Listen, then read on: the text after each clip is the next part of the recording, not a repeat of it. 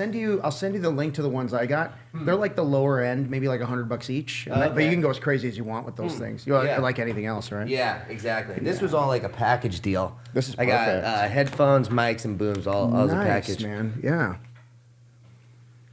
Yeah, and the cool thing about the microphones that you have is you're not gonna have to replace these. Yeah, exactly. Right, yeah, this is like top of the line. Yeah. Wow, this is a cool setup. Hell yeah, thank you. Yeah. Coming from a podcast aficionado. I don't know about all that, but yeah. Well, the first podcast I ever did was actually on your podcast. Really? I didn't know that. Okay. Yeah, that was my first one ever. All right, cool. Yeah, so great to have you here. Yeah. You're the inspiration. My bad. Yeah. Yeah. Are you doing your own editing and stuff? No, actually, Steven, not Steven, Josh. Josh? Yeah, he does the editing. Awesome. Yeah. I've been turning him on to a lot of different people because he does a good job. No, he's solid for sure. Did I tell you how he started editing for us? Oh no. So he's related to Steven. Okay. He's his cousin or something. They're not real close, but he's his cousin. Yeah. And he goes, my cousin wants to see if you want to. You want him to do our editing? I'm like, yeah, let's give him a shot. Yeah. I sent us the first one is great. Second one was great. Third one was great. And then I was like, yeah, let's hire the guy on. And Steven goes, well, he's got to get a computer because he was doing it on his phone. Oh, dude. wow. He was editing from his phone. So like, this is my guy. Wow. Yeah. Anybody that's taking the plunge, that, man. Right? Yeah. Wow. That's crazy. That was cool. I hate like getting to work and I just don't have my two screens for like my email Yeah. and internet. Yeah, right. I can imagine doing 3 like multi-camera recording editing. I have 5 angles. Oh, wow. I have 5 angles that he was working with. Yeah. Yeah. Wow. What's the reason for 5? I'm just crazy. I'm just crazy. I look at the video. I'm like, man, just maybe one more here. And it's totally unnecessary. You need like the down upwards. No, it's like well, sometimes I'll have 3 and 4 people, so I have the cameras cross. So when I'm talking to this person over here, my camera's catching my ear, but if I have one facing me, then I'm talking into the camera. Kind of get like a head on. Yeah. Right? So that's why I do that. And the guy sitting here is talking to that camera, technically. Yeah, that's cool. Yeah, and then I have the wide angle, so that's why I went with 5. Yeah, I didn't realize how much space all this stuff takes up. Dude, a lot. I've thought about that too for pointing it over there, but there's 2 problems. One, to get like the booms get in the way of the view. Yep. And then also, I think the camera can see it a lot of the times as well. Yeah. Sometimes you have to live with it. Yeah. Well, I mean, people know you're recording, right? So yeah, exactly. Yeah, they know there's cameras in the room. Yeah, absolutely. Yeah, man. Yeah. So, I'm sorry. I'm kind of just talking now. No, that's okay. Yeah, that's how I do it. Just right into it. Okay, yeah. cool. Yeah, man. So, I'm so used to asking the questions, so you're gonna have to run because fire away. That's okay. Yeah. No, you're the expert here. So No. Yeah. Not at all. Yeah. Not at all. I've just made. I have a couple of guys that have reached out and asked me like, this, the questions and well, I'm just like when you and I were talking and I just tell them don't wait as long as I did to hit record. I watched my first episode. It's unwatchable. The camera angle is awful. Yeah. The lighting's awful. The audio is cool because I'm talking with a friend of mine, right? But I mean, honestly, it took me 2 years to film an awful episode. Why not just start day 1? Yeah, exactly. Yeah, just get better.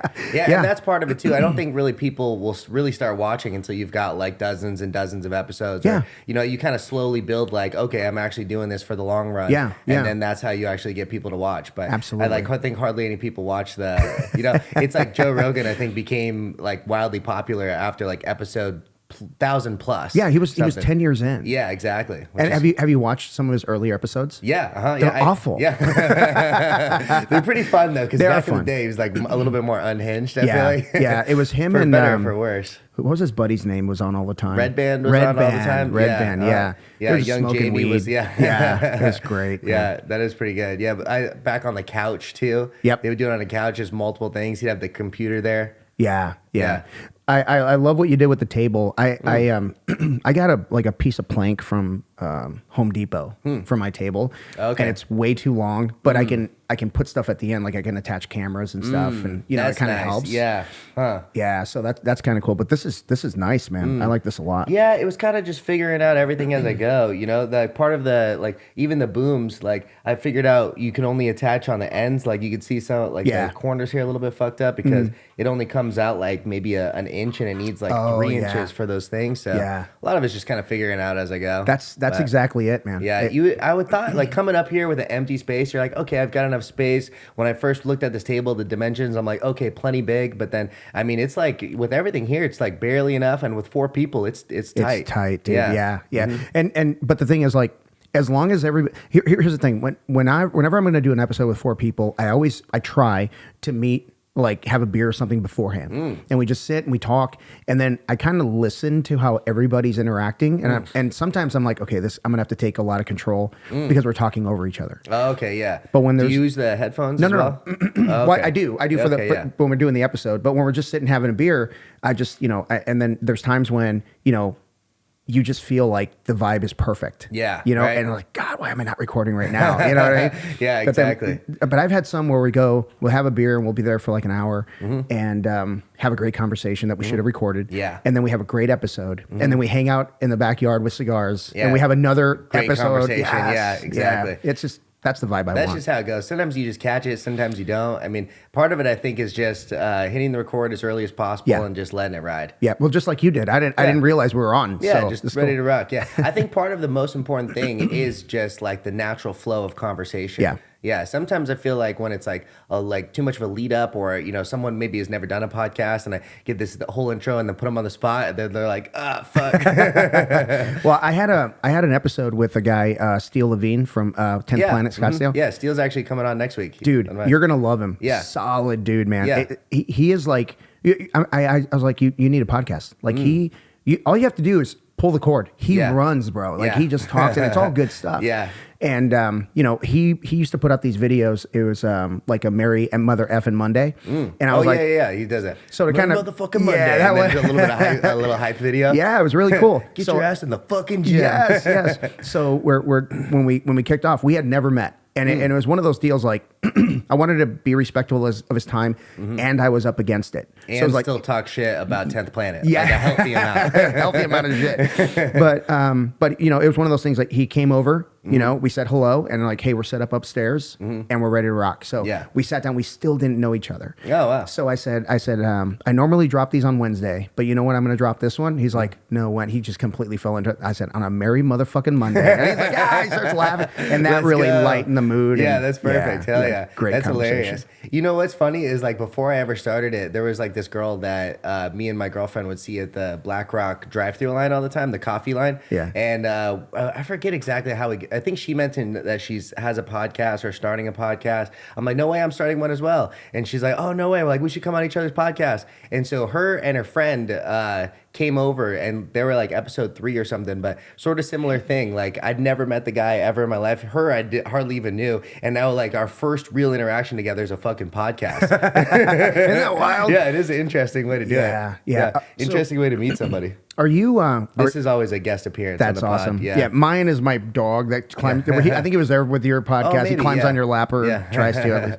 Yeah. But are you actively seeking out like people outside of your circle to do interviews? Like everybody wants obviously the Andre Galvals and all that to yeah. come on their shows. I was really like obsessed with that. I was really obsessed with like Reaching out to those people. Yeah, because when you do like you've done a solo podcast, I never have, which yeah. is amazing. Good job. Yeah. But when you're doing interview podcasts, your audience kind of relies on how much exposure your guest has, right? yeah. And that's how you grow your audience. So I was really obsessed with that. And then I was Yeah, at getting big names on it. yeah. And I was at a tournament the other day, and I'm like, everybody in here has a story. And yeah. there's got to be, unlike when we started Jiu-Jitsu, there's got to be like 40 black belts in the room. Why not start there? Yeah. Right? And get everybody's story. I love hearing people's stories, man. I just enjoy it so much. Yeah, and that's a good point too, because everyone has like almost like a local following. Yes. Maybe it's not like a huge following, but they've got like their best friends, their family members, all these people that would be introduced to your podcast that wouldn't have found you otherwise. So big name or not, listen, I would like to have the biggest people that I could find, or the bigger following already and all that. But I'm just looking to have conversations and have a fun time with friends is mostly what I'm looking to do. 100%. 100%. We actually had a cat that looks a long time ago, had a cat look very similar to this one. Yeah. But she had an extra little toe Oh, on really? her paw. Wow. Yeah, so it looked like a big, like a giant paw. It's hilarious. Wow, that's funny. She's fucking mischievous as hell.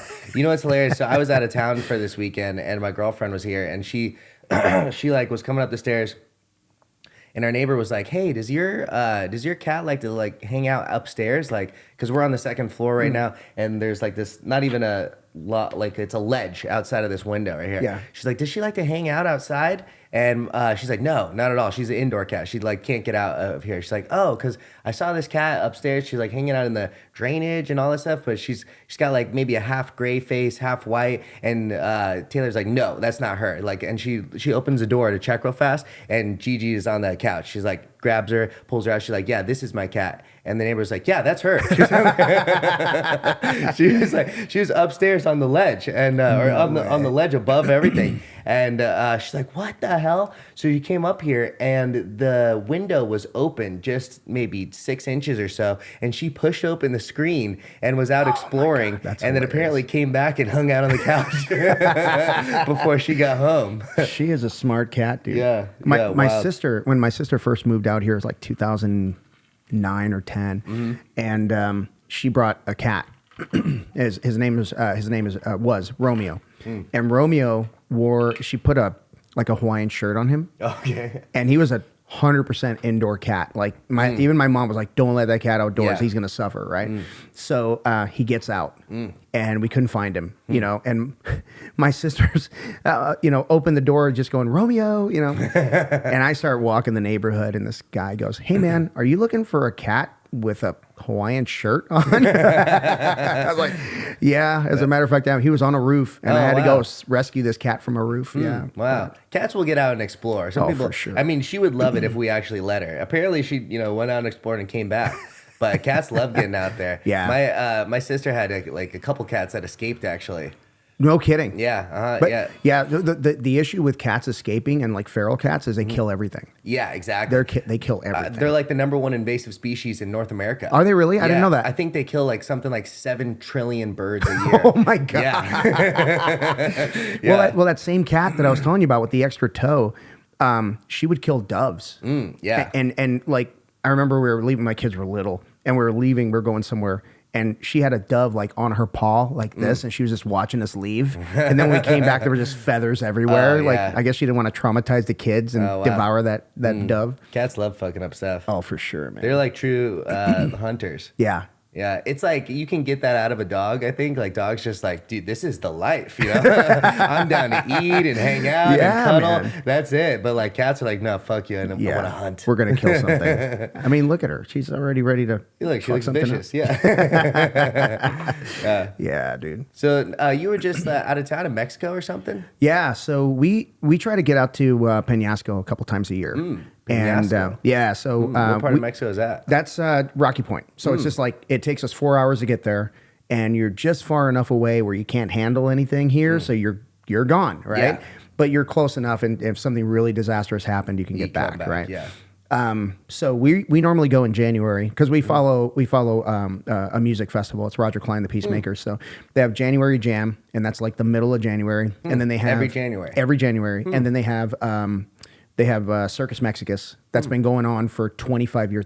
25 years. Oh, they've been doing it. Yeah. So, so it's every January you're out there. Every January and every June. Oh, yeah. Wow. Yeah. So, the one in June's bigger, but the one in January I think is cooler because there's so many bars in Peñasco, and they kind of take turns. Like it won't just be Roger Klein. He'll bring like 6 or 7 bands with him, and then all the bands are all playing gigs in all of these bars throughout Peñasco, so you kind of bar hop and listen to different music, right? And there's a band that we follow now called the Black Moods, and they are amazing, dude. Like the first time we heard them, what kind of music? It's just rock. It's just rock music. Like it's hard to describe. It's like Roger Klein, in my opinion, is like a lower level Jimmy Buffett for the Southwest. Okay. Been around forever. You know, Yeah. people my age love him. Yeah. You know, that type of thing. Yeah. And, but I'm noticing the crowds are getting younger for Circus Mexicans, the Nice. one in June. Yeah. So, which is not always great because younger people fight. Yeah. Right? It's a little We're too damn wild. old. Yeah. They're to have a good time. Yeah. We understand Mexican jail better than younger people. So, Right. Yeah, it's not somewhere you want to be. no, never. But, but yeah, so we go out and it's like 4 or 5 days of just, you know, parties. And Nice. I've met people that are now, you know, I consider going to be lifelong friends that I met at Wow. Circus Mexicus, right? People that live here or Yeah, in America? they're all Huh. over. I got friends from San Diego, people that, you know, come out from all over and they Nice. just follow Roger Klein. And, Wow. and anyway, but the Black Moods are coming back to Circus Mexicus this year. So Nice. found another band called the Vandaliers that are amazing. They're just so much fun. Wow. When the first time I saw the Vandaliers, it was 2 years ago. And they played Circus Mexicus, and I'd never heard them before. And it was one of those deals where they're playing the small stage, and Amy and I are in the back, you know, just watching from the distance, and then we find ourselves creeping, and we never go up into the crowd up in front, you know. Yeah. But we found ourselves creeping up and up and up because we just love this band. And the singer is up there just having the time of his life, dude. And it's just it was a very cool vibe, and people are singing along to their music, and he's like, he goes, how the fuck do you guys know our music? You know, but it's the first time we'd heard them. Oh, and wow. then we're in the crowd, and he says, hey, we're opening for Flogging Molly in Phoenix at the Marquee for St. Patrick's Day. And Nice. I'm in the crowd and I'm buying tickets. Oh, wow. Because I want to watch them. Yeah, I'll be there. Yeah, and then we were kind of on the fence, you know, the next year for Circus, and then we heard they were coming back, so absolutely we're going back too. And then they went back to the Marquee later on that year, so we bought tickets to watch them, so we can kind of follow in that band. How interesting. Yeah, so yeah, they've got a good following, that whole music festival. But anyway, you know, we take our trailer down most of the time. And nice. we stay right on the beach, and it's just a good way to disconnect and clear my head a little bit. That's really nice. It's like an RV. Yeah. Oh, wow. That's really like cool. 24-footer. Ooh. Yeah. Nice. Yeah. So I pull that thing with an F-150. Wow. Yeah. Oh, okay. Nice. Yeah. So the truck has a big old tongue hanging out of it by the time we get there, but it gets us there. It's tired. It's tired, but yeah, it's you know, the RV obviously is not cheap, but it's way cheaper than a condo. Yeah. And the whole weekend costs us like $200. Wow. To stay right on the beach. Yeah, it's mostly like gas and like gas and we pack our own food most of the time. You know, of course we eat out a lot. You know, that's really cool. You're kind the of RV thing is really cool because you could get in a lot of different places like across the states, and like you have your condo, you have your home. you. Yeah, you have your home. You don't have to worry about it, and wow. you know where everything is. It's not like you're walking into a hotel and like, oh, you know, the sink is this, and you have it exactly the way you want it. It's your stuff. I pack all my clothes. We overpack for everything, of course, but I can bring my chairs. I can bring my my pop up. I can. All that stuff. That's really nice. Yeah, I love it. I'd love to do one of those. And I'm at an age where I can pull off an RV and a fanny pack, bro. Nice. So it's pretty nice. So wait till you're 51. Coming back. I rock a fanny pack probably like half the week. Yeah. And then some people wear it like a sling. I'm like, coward. Wear it like a fanny pack. Exactly. Gay. Yeah.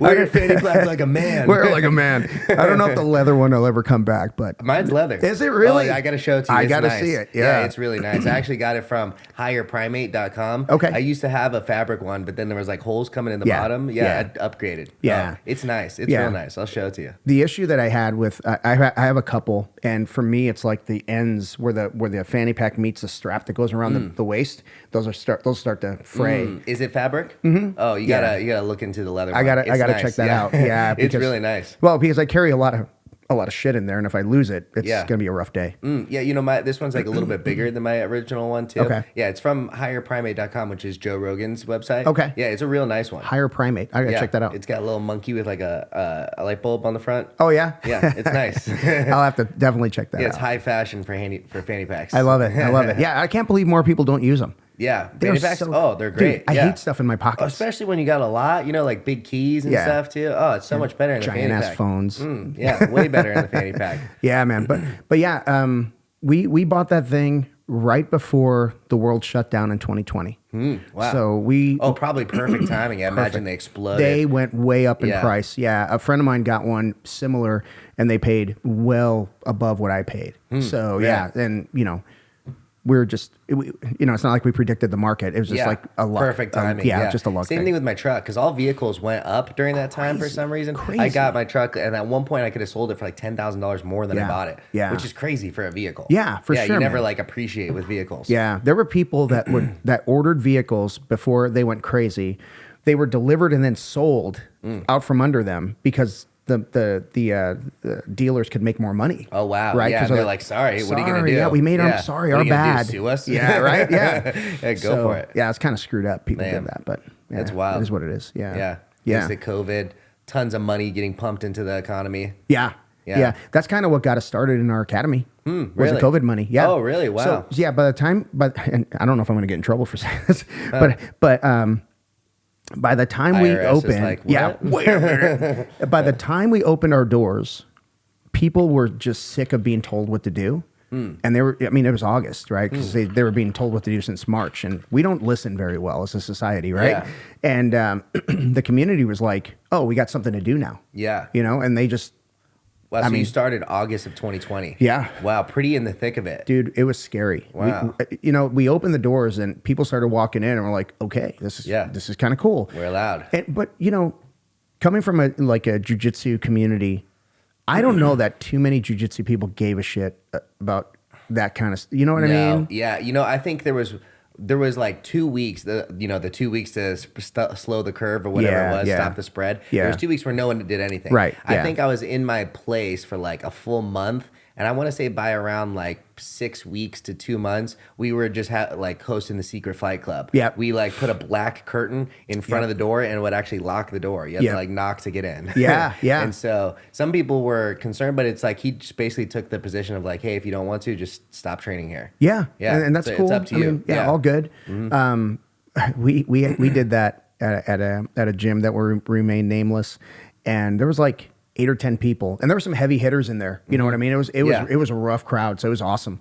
And there was one dude that was invited, and he shows up, and then he posted about how great the rolls were.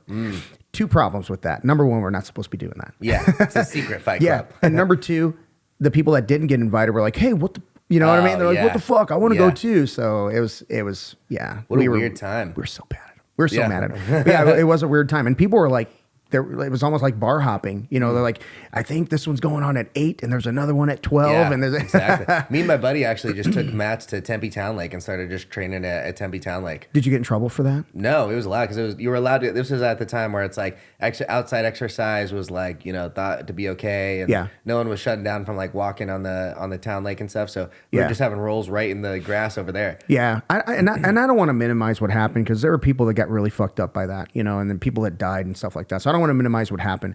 It was just something like you and I mutually agreed that we were going to risk our health to do something that we love, and I'm okay with that if you are. Yeah, exactly. And that's kind of the way we handled it. It's not like we were opening the doors and kidnapping people from the street and forcing them to train. No, exactly. Yeah. Well, it was like I think there was like an evolution of understanding with it too. Like initially, no one knew what the fuck it was. It was scary. It was man. like, is this the plague? Yeah. Or what exactly is going on? Yeah. I remember going to the grocery store and thinking like, this is like the fucking infection zone. I could just see like people like coughing. It was like assault. Dude, yes. People wearing gloves. Remember that? Yeah, like full, like almost hazmat suits. Dude. And remember people just fucking taking a wild run to pull toilet paper and paper towels and all that stuff. They just don't understand what a flu is. Yeah, exactly. You don't shit your pants with the flu. That's a stomach bug, totally different. Weird. People were just making weird decisions. Yeah. Yeah. I still have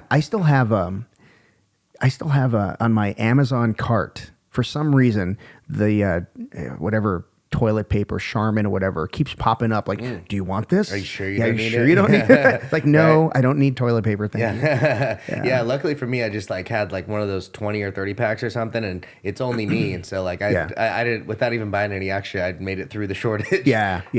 Well, but, people like you and I, we if it came down to it, if people were throwing elbows, we would be okay. Yeah. We could get water, we could get toilet paper, whatever. Yeah. We can get food supplies, right? But I felt bad. Although even that's just a half a step from people coming in with ARs 100%. And like, coming 100%. Yeah, the mechanical advantage, as they call it, right? Yeah. But people that were, mostly law-abiding citizens would be okay. Yeah.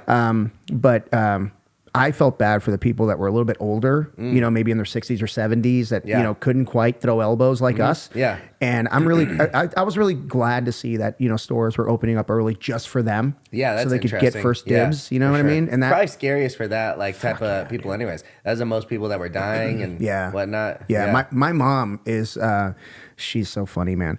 You know, because holidays were coming up. Yeah. You know, and it was March. Everyone was like super spreader event. Yeah. And my mom was like, "Well, I'm gonna see my grandkids. So if this thing kills me while I'm seeing my grandkids, cool. You know what I mean? Yeah. And that's a decision she made. She did fine. Yeah. But she was. I mean, no one was going to keep her in her house, you know, against her will.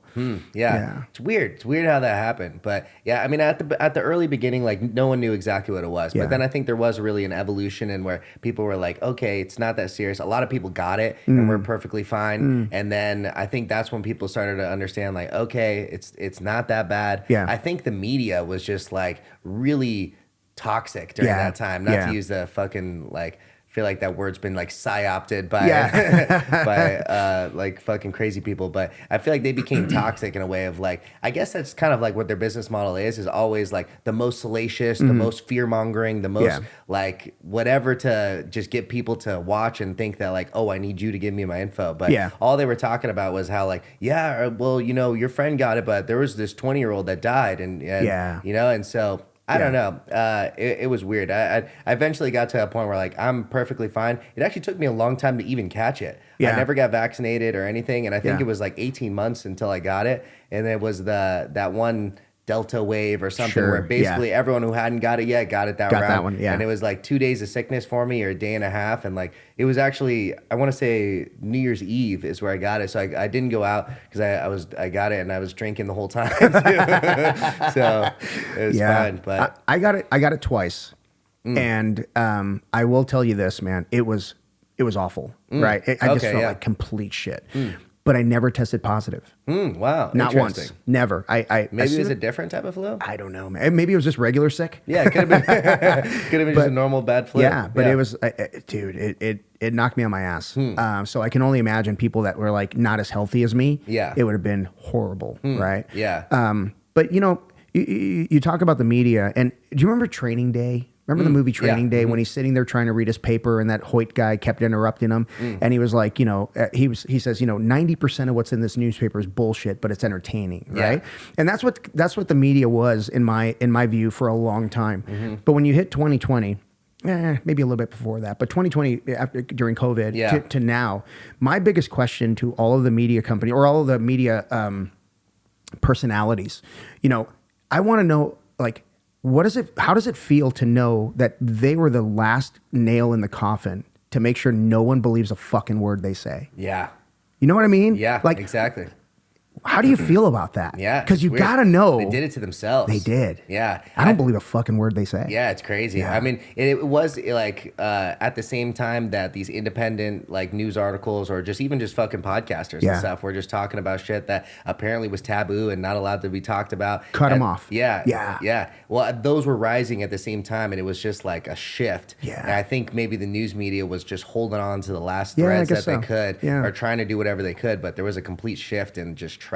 Yeah. And my next question, and this is me being like, you know, myself, this is things that I don't talk about out loud unless I got headphones and a microphone. But, you know, what about the next thing that happens? That's a real thing. Yeah. Don't you think that they killed a lot of people? Oh, yeah. Right? You know, on one hand, it's like, we showed that America will comply in a lot of ways. Dude, that most people will comply. Yeah. And people will, without like, just like, I don't know, it's weird how like everything becomes politicized too. And all of a sudden one side, just because their side says that you should do it, is just like in your face about whatever it is, whether it's masks or whatever. And then all of a sudden there's these whole like teams or people just yelling at people they have no clue. It's like none of us knew anything. And all of a sudden people were just so confident in their opinions and that you had to do this or you had to do that. Yeah. So, or somebody asking like, hey, we're going to this party, and someone's saying, well, what's your vaccination status? Yeah. Well, none of your fucking business what my vaccination.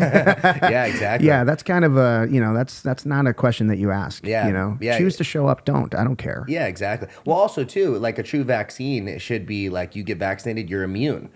So other people's vaccination status should mean nothing. Right. Yeah. They actually changed the definition of vaccine during that to fit the narrative. They changed a lot of definitions. Yeah. My favorite one, and this wasn't a definition change, but my favorite one was when I know, I don't think it was a CDC, but it was one of those websites that said it said that there's no correlation between a healthy individual and immunity. Wow. So working out, eating well, hydrating, taking vitamins, doing all that shit has nothing to do with how sick you get. That's horseshit. Yeah. That's what that was the case before COVID existed. Why is that no longer the case? Now it's anecdotal, but I guarantee it's. I don't know. I'm pretty.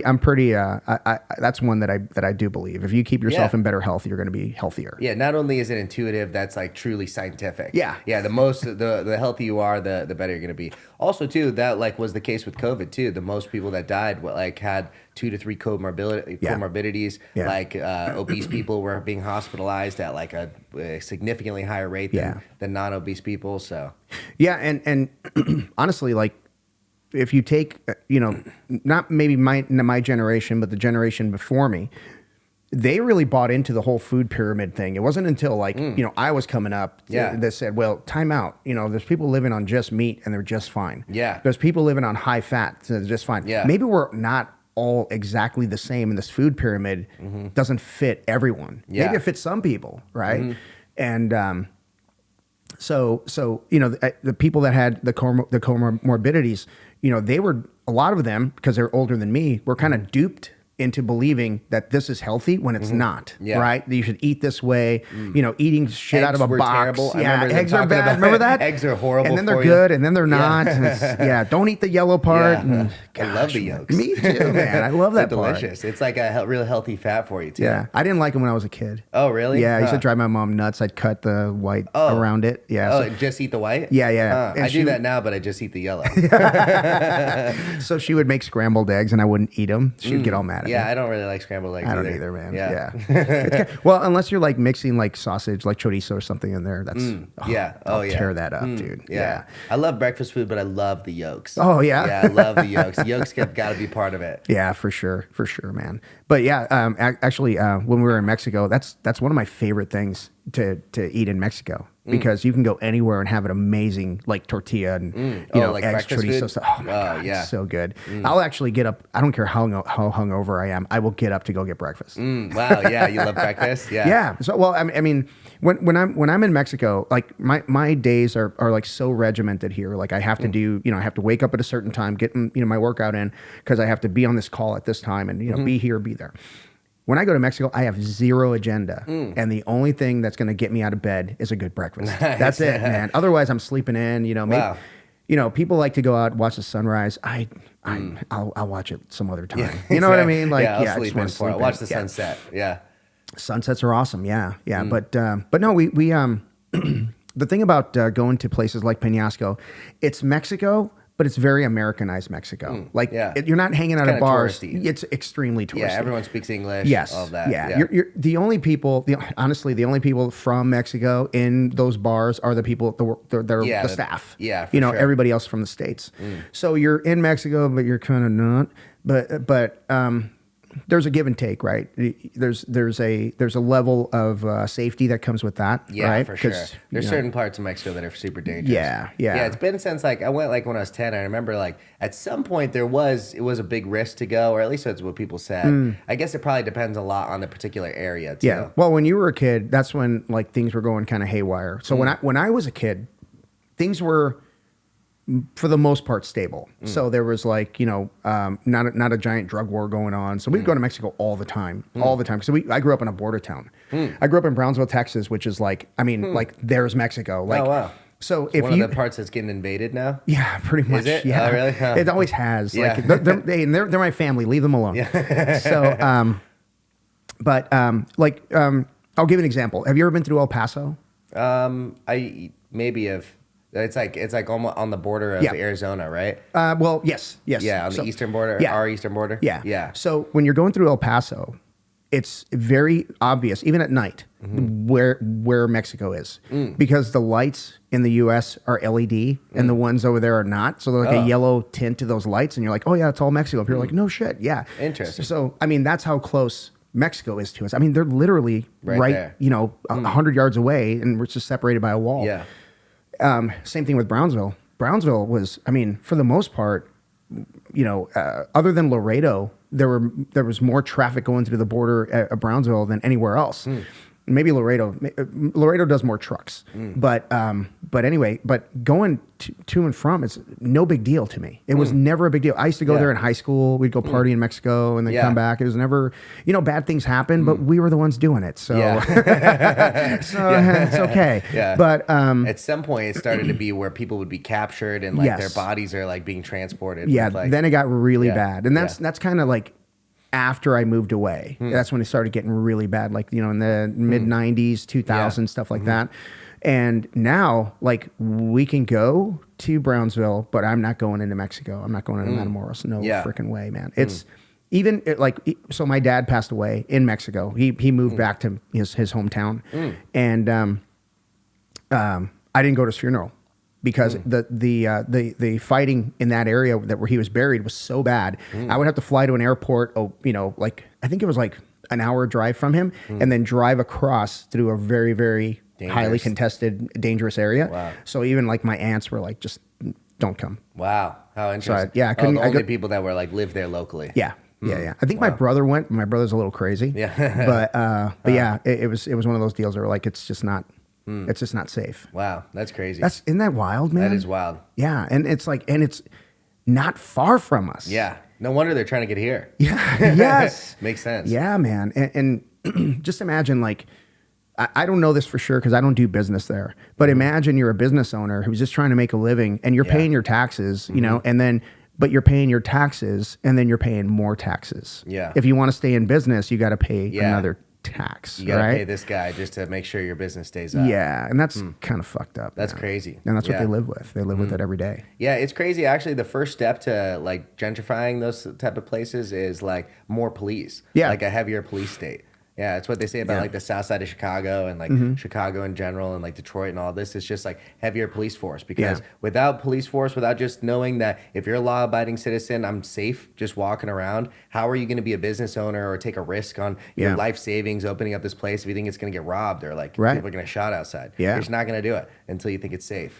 Yeah, and that's what I think that's what's pushing people out of these big metro areas that don't have a lot of police. It's just not worth it. You know? Exactly. Have you seen the Walgreens like they talk about in parts of the country where they have everything locked up and behind plastic and stuff like that? Isn't well, that like in like San Francisco, I think it's like legal to steal up to like $900 worth of stuff. So what that's happened, a lot of shit. That's a good amount of stuff. Yeah. Can you imagine $900? Yeah. Walk into Walgreens with $900. Exactly. You can buy half the store.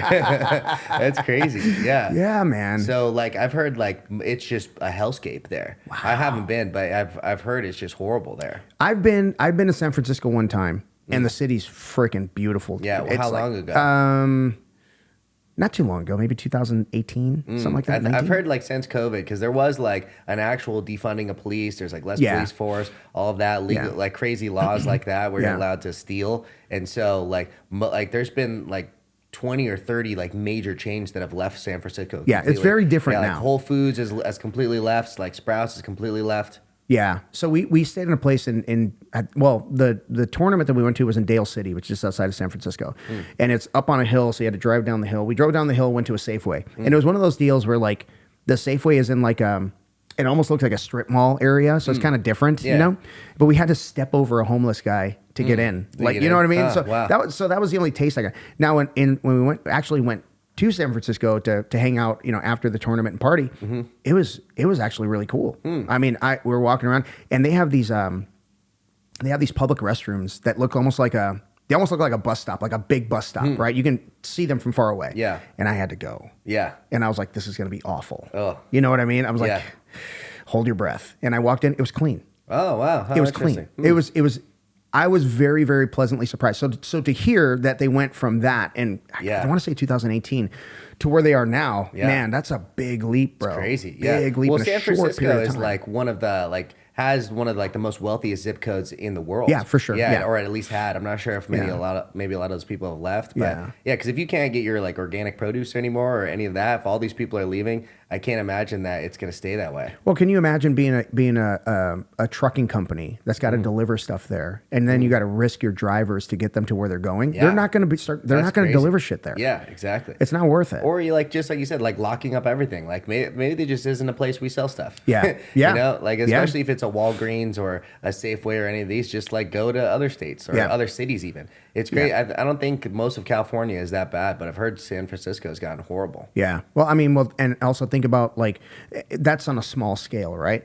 Or this is on a small scale, but let's just say a Walgreens closes, right? You got a manager, you got assistant manager, you got first shift, second shift, third shift people. You got a lot of people losing their jobs. Yeah. Right. Now they've got to get on a bus and go somewhere else because they're qualified to do that, right? And they can make their living doing it, and they know how to do it. They do it well. Yeah. But now, the risk of jumping on a bus, going out there working all day, then coming back at night, that's not worth it. It's not worth the risk. So. Well, also too, this isn't high skill labor either. No. This is just usually sort of basic skill Yep. labor. Yep. And if all these type of employers are leaving, where do you go? Yeah. Especially all those employees at all these places. I'm sure it's tough for a lot of them. Yeah. I don't know what the solution is, but I know getting rid of cops is not the solution. No, it's not. Yeah. Or not really getting rid of them, just taking away their ability to enforce the laws, right? And sometimes, I'm sorry, you got to get a little physical. Yeah. Well, yeah, exactly. And maybe there's a good way to do it. Yeah. Like Jiu-Jitsu or something. Yeah, Jiu-Jitsu. Non-lethal ways. A great taser. Yeah, if everyone could be competent in Jiu-Jitsu or non-lethal forms of control, they wouldn't have to resort to lethal forms of control. 100%. And that's the whole reason behind the whole defund the police is because there was so many cop shootings in a row in a short period of time, and people were like, dude, fuck the cops. Yeah. That shouldn't happen. I heard a analogy by someone. It's like in an MMA fight, if two guys are fighting and getting after it, it's like if the ref accidentally knocks out one of the guys. It's like, well, okay, it was an accident, but he shouldn't have been fucking even throwing hands in the first place. What the fuck, Herb Dean? That should just never happen. That should never be. Agreed. And so. But the defunding the police is just the wrong approach to it. It's actually because these incompetent police officers who all of a sudden shit's going down, they get really high, they get real intense, emotional, and all of a sudden they feel like their life's in danger, and then they have to pull their gun, and that's not the best way to do it. When conversely, if he was a well-trained jiu-jitsu athlete, then he gets in little scraps all the time, 4, 5, 6 times a week. And maybe in that type of situation, rather than thinking his life's truly in danger, just a little foot sweep, knee on belly, hang out. Yeah. It's just much more calm way to handle it. Yeah, there's a lot of facets to it, and you make a really good point about being able to handle things with your not only your hands but with your voice, right? Using verbal judo, verbal jiu-jitsu. Yeah, so it's and that those are big, but I just want to there even soldiers in combat, take the army. When they deploy, they deploy a little bit longer than everybody else, but they deploy in a big group. So it's not small unit stuff where they're getting shot at all the time, but they're in a big group. And then, but at their 6-month point, they have to go home. They are going to have leave halfway through their deployment. So I really believe that should be implemented for cops. They should be taken off the front line for a while. Yeah. If they're on patrol every day. Yeah, decompress and maybe get reevaluated and trained and then be put out there. But that means you got to hire way more cops people, and spend way more money. And just on the regular evaluations, now you're not just talking about new oncoming people, you're just talking about your current staff. Yeah, for sure. Constantly up for evaluation. Yeah, so I can't appreciate the stress, the level of stress that they go through on a day-to-day basis. But I will tell you this. I did a little jiu-jitsu seminar for the Mesa PD. Oh, nice. Yeah. So it was just like a 2-hour thing. And, cool. it was mostly their defensive tactics guys. So it was about 10 people. Wow. And a few other, it's open to everybody, but not everybody shows. A couple guys showed up. But, took them through some real basic stuff. And I'm very careful to not teach them things that they can't use, right? I'm not going to teach them chokes. I'm not going to teach them how to, put pressure on people from the just top. Control. Just control stuff. Control. And it's very difficult, by the way, because mount is probably the best non-lethal way to control somebody, but they can't do it. Right? Can't mount anyone? You can't obstruct their breathing, and you're pushing on the diaphragm when you mount them. So What about like a knee on belly? knee on belly is not, no. Really? Well, I don't know their doctrine. I'm making assumptions based on what I read, right? So I don't know their doctrine. In like New York, they outlawed certain positions, like a knee on belly. Knee on would be belly, illegal. mount, stuff like that. So I'm making assumptions based on that type of stuff, right? But I will tell you this: I'm leaving, right? I'm done. You know, I'm by the Jeep, you know, I'm putting my stuff in there, and I hear too loud pop, pop, and I'm like, what's going on? And I'm seeing it now. It's a training center for new recruits, so I know this stuff happens there, right? There's a guy with a yellow vest standing by a building, another guy with a yellow vest standing by a building, two guys over here standing by by the building, and then there's like two recruits or three here. And there's a guy that came out of the building that I just left and points a fake pistol at another guy and pulls the trigger twice. And the guy lays there. And then the guy walks back into the building. It's a training scenario that I have nothing to do with. I can get in my Jeep and just Yui and head the frick out. My adrenaline. And I know they're just training. Yeah. But dude, the level of adrenaline just kind of, I was like, what the What the hell? You thought you just heard two shots. Yes. Someone go down. Yeah. And then, and I'm a 50-year-old man. Okay. I've been in the military. I've done a lot. I've done and seen a lot of things. These are children that are going through this training, right? There might be 21, 22-year-old kids. And I'm like, okay, I don't know what they go through. I can't judge them based on what based on what I hear in the news or whatever. Yeah. So that's why I'm saying, like, just imagine seeing that, like, I'm not saying every day, but twice in your life. Yeah. You would talk about that shit every day. Yeah. Like somebody would bring up like a gunshot. Oh my God, I saw a dude get shot once. You know, that type of shit. Exactly, yeah. They got to deal with it. That's just work. They can't get in their Jeep and leave. They got to deal with this shit. Yeah. So that the amount of stress that they go through, like, I'm not justifying anything a bad cop does. I mean, there are bad people in there, but dude, we got to do a better job as a society taking care of them mentally. I think. That's why I think Jiu-Jitsu could help with that too. Yeah, for sure. Jiu-Jitsu helps like the common people with their mental health a lot. I think it could help out with police officers a lot too. Yeah. You know, you might have met someone that I know too. So this guy, Dan Butler, he's the head of patrol for the Mesa PD, and he's a purple belt. He's actually one of the new owners of Impact Jiu-Jitsu in Oh, no Fountain kidding. Hills. Yeah, and he has a program for all his patrol that you can, it's not mandatory, but you can, as a paid part of your weekly or daily activities, you can train. And you can train for like an hour a day, like 4 days a week. And if you hit something like some amount of hours that equates to like an average of 2.5 a week by 6 months, you get like a $2,000 bonus. It gives it gives you a bonus. So paid training every day of the week or tons of days of the week, plus a bonus if you hit a certain amount of time by every 6 months. So he's really incentivizing, trying to make it a huge part of the police staff. And that's at the police station. Mesa PD. Wow, Yeah, that's so cool, man. He's got a place that they do. Yeah, they just hired a full-time black belt too. Nice. That like a on staff that teaches them jujitsu. Oh, nice. So Yeah. I'm really excited for them, man. And they're pushing really hard to. The reason I'm saying they're pushing really hard is like it's really easy for someone like in their mid to late 20s to want to implement this type of stuff.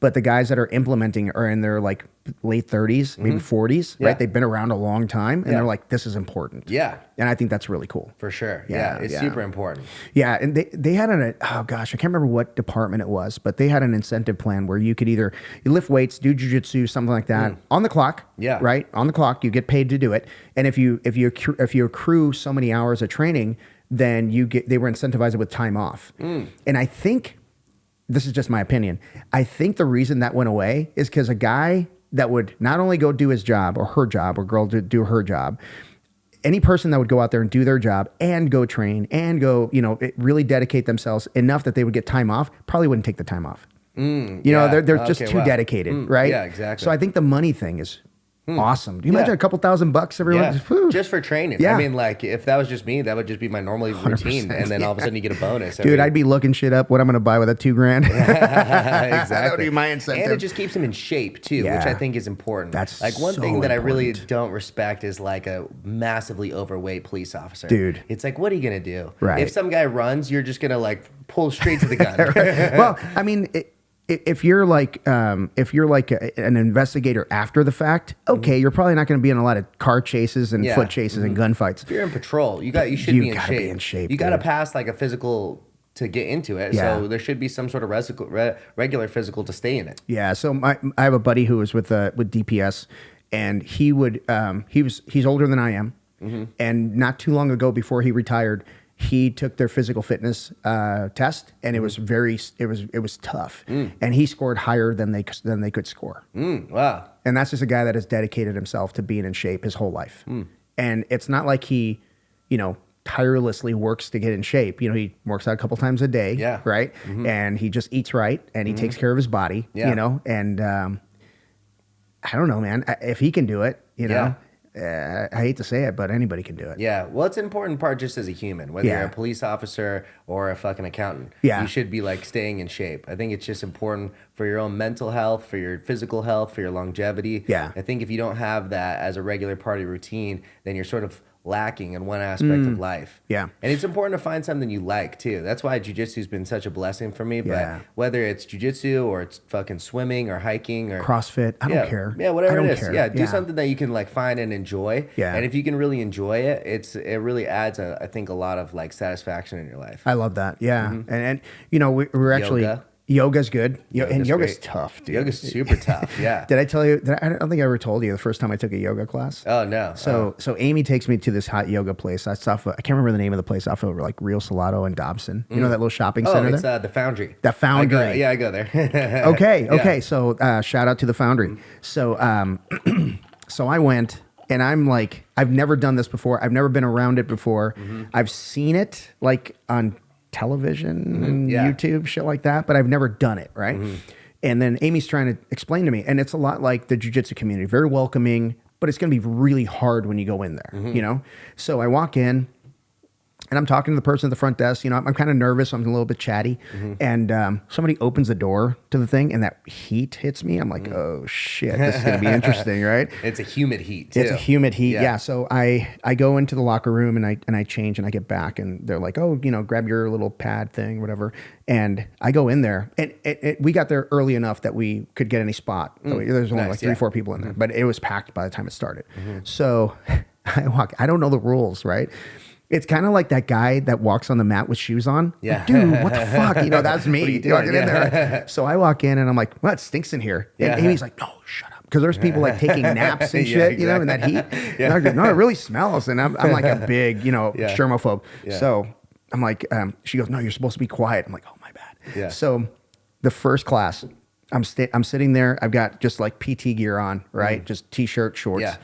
And there's guys in there with, like really tight shorts, no shirt, right?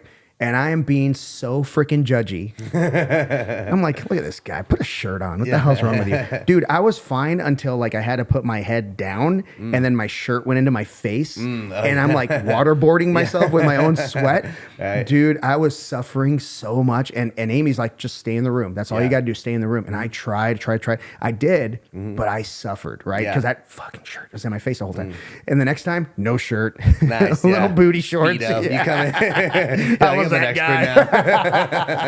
guy. Dude, it's so tough mentally, physically, you name it. Do you know if you did a 90-minute or a 60-minute? Whatever, I don't know. I don't remember. It had to be, we did everything standing. Half the class was standing. Had to be 45 minutes standing and 45 minutes on the ground. So that's how the 90-minute like Bikram goes. Yeah, so that's 26 and 2. Yeah, that's what we start like with this breathing exercise. Yes. You go like this. Yeah, okay. I didn't know what was happening, and Amy just said she's really cool. She's just said just follow along. I'm like, okay, and that's what I did as best I could. Right? They say one thing that I really like that one of them said is that this is a breathing class. Everything else is optional. Oh, I love that. Yeah. So like if you do start freaking out again, just breathe, just calm down and breathe, and you're gonna get through it. It's extremely difficult. It's really difficult. Yeah. And then there was one lady, she was very sweet. She was a little bit older, but she was a beast. Yeah. Okay.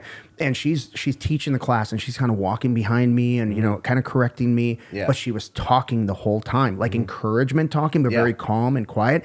My brain was so angry. I was like, you need to shut up. You need to just shut up. But at the end, I was so grateful that she did that. You know what I mean? Nice. But it's so hard. Yeah, it's super difficult. Yeah. I had sort of a similar experience. Like I'd done a lot of yoga throughout like high school and stuff. I'd done maybe 40 or 50 classes or so. And then Okay. like there was one over here that I did like just off and on for a little bit. And so I had like a fair amount of experience, you know, not like I was still just a white belt in yoga, but but you know, like I had like it wasn't my first yoga class or anything.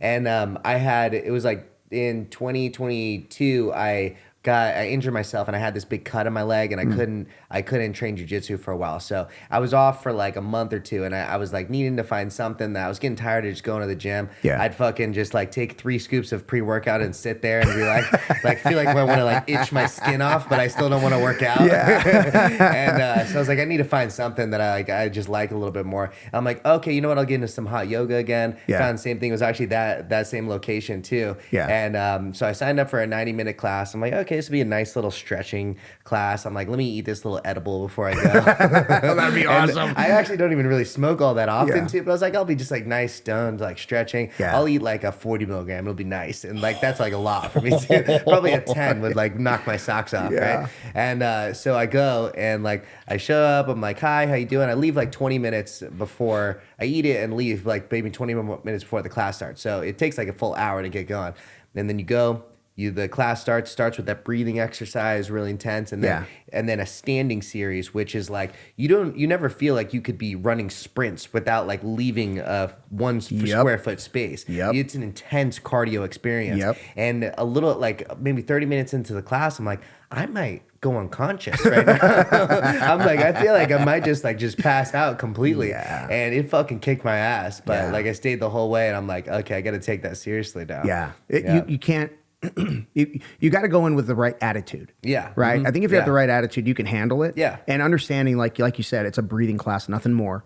And take it from that standpoint. And for me, what helped me is like Amy just told me, just stay in the room. I'm like, exactly. okay. You can lay down. You can stop if you need, but just stay in the room. And I would kind of cheat a little bit sometimes. So we went for a few months, you know, and I started positioning myself so that when the quitters would leave and open the door, I would a nice breeze. I would hook the door with my toe and just give me a little breeze for a second. Then I'd let it go. That's nice. Yeah, that helped me a lot, dude. Helped me a lot. But but that was a cool experience. I'd do that again if I had. I hate to say if I had more time, because you can always make time.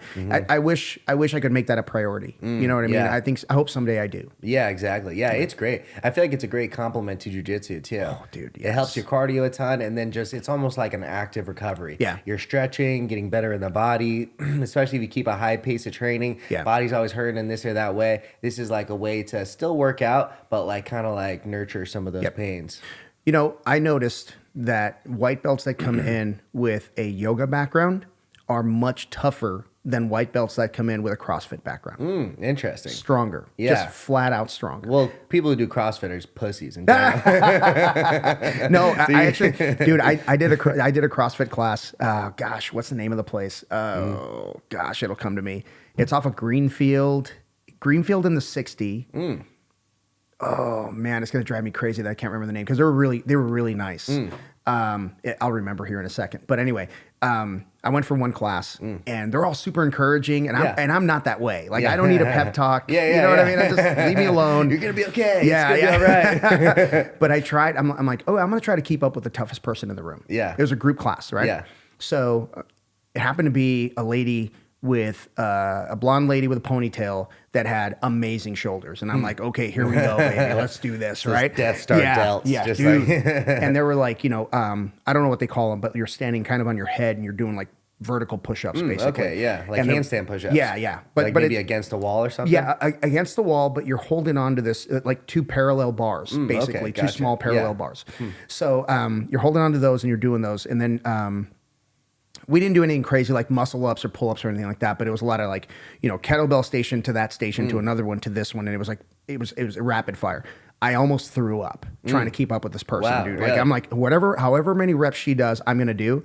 I wasn't ready for it. I wasn't ready for that smoke. But it was tough. It was tough, and but I can see I can see the allure Yeah. of it. No, yeah, I'm just kidding. I can see the allure as well. It kind of goes back to what I was saying earlier about find something that you enjoy. Yeah. Like going to the gym, normal gym for me just isn't exciting every time. Like I just can't go and just hype myself up every time. Yeah. Like it's just not, I don't for one like want like the bodybuilder physique. It's just not what I want. I do like lifting, but as like a supplement or as like a couple times a week. Yep. It's not something I could just get in there Yep. 6-7 days a week. Like jiu-jitsu is just self-motivating by Yep. itself. Oh, 100%. But a friend of mine, when we were like 17 or 18, he got into CrossFit, and like I see him competing and doing all this stuff, and like that part of it, like trying to get better and be like a leader for the team and all. I can see how people would like it. For sure. Perception. CrossFit Perception. That's the name of the place. Sorry, it was just that's crazy. the name. Okay, yeah. So you know who well, they're Matt perceived as pussies. Yeah.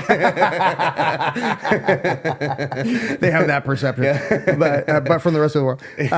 So Matt Frazier, do you know who Matt Frazier is? I don't think so. So he was like a 4 or 5 time CrossFit world champion. Like he's just a stud dude. He's a little shorter guy.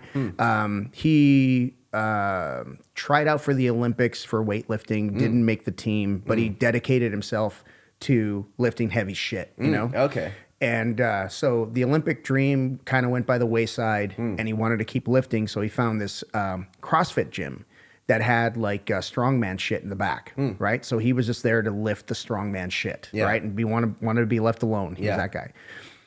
So his buddies from those weightlifting days didn't find out that he was like a CrossFit like world champion until they saw him at the games. Like it was televised back then. Like it was a big deal. It was like a big, they were sponsored by Reebok and all this other shit, right? So he literally kept it a secret because he was a little bit embarrassed. But I think what happened was like he was working out of that gym and they kind of talked him into doing a couple workouts with them, and he didn't really like it, but he did them.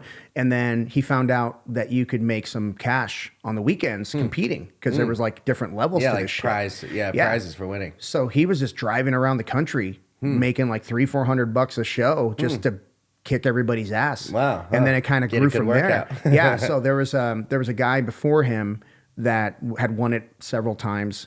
And then when he competed in the world championships for the first time, he came in second right behind that dude. So he thought, I'm a shoe-in, right? I'll win the next year. And then he lost. Wow. So that pissed him off, and he completely dedicated himself to CrossFit. Wow. And then just fucking ran with it. Oh, Like interesting. He's still I think he might be the winningest person in that sport. Oh, interesting. Wow. But I don't know if you've I don't ever know seen any of the famous people over No, there. me either. I only know him because I follow him on Instagram, and he has a really cool message and stuff like that. That's cool. Yeah, and so he did this thing that I implemented in my life. He doesn't like making decisions other than where he's going to train and what he's going to eat, right?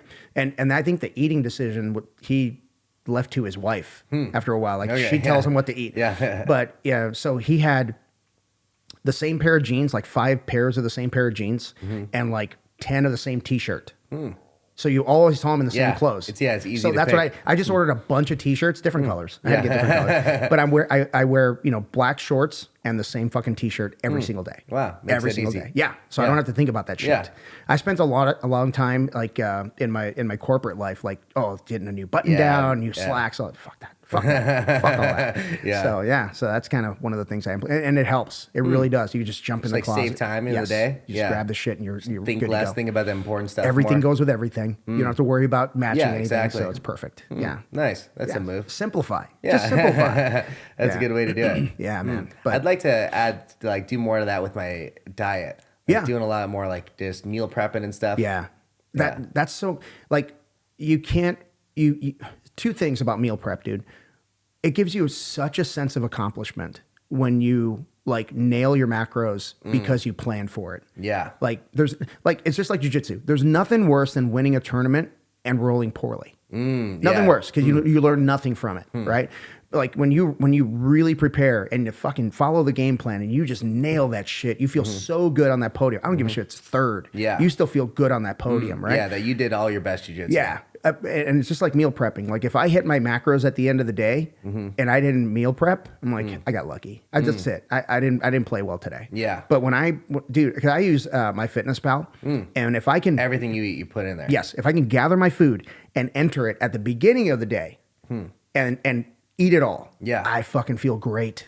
I feel like I You're won saying something. like actually just eat once a day? No. I'm saying like, I have my different meals all laid out, right? And I pack that shit and I bring it with me. Okay, nice. And then I'm eating them you throughout the enter day. it, yeah, right at the time. I don't have to look at my fitness pal at the end of the day because I know exactly where I already am hit, yeah. macro-wise. And I nail that shit. Nice. Yeah. Oh, that's a good move. Do you do a lot of meal prepping? I try to. Yeah. Amy bought these, I can't remember what they're called, but they're like glass bowls and they're about perfect size for one meal. And there's 5 of them. And she puts them on a tray and she puts all the ingredients in there, throws them in the oven, and then just put the lid on, throw them in the fridge. And they're good to go, man. Just fucking grab them. What do you usually cook? It's a lot of chicken, rice, stuff like that. Not a lot of potatoes. We do mostly Put rice. the raw chicken in the oven, just cook it Yeah, that she way? cooks it. She cooks it all together. Oh, wow. Yeah, she puts all the ingredients in there. She'll put like cherry tomatoes in there and stuff like that. So Nice. I love cherry tomatoes when they're hot. Yeah, just right, smash yeah. them up, put them in your stuff. So we just I take that to the academy with me and throw it in the microwave, and I have my meal. It's like, and I know exactly what's in it. I know how many calories it is. I know what how macro wise what I'm eating. Nice. And then I have my snacks and my water, and I'll have an energy drink, at least one per day. But that's kind of my cheat. No coffee, just energy drink? I do coffee. Okay. But my coffee is actually a meal. So my first meal of the day is a 3rd cup oatmeal with some peanut butter and some agave. So there's some carbs and some fats and stuff like that. And then my coffee is oh gosh, it's a pretty big cup of coffee.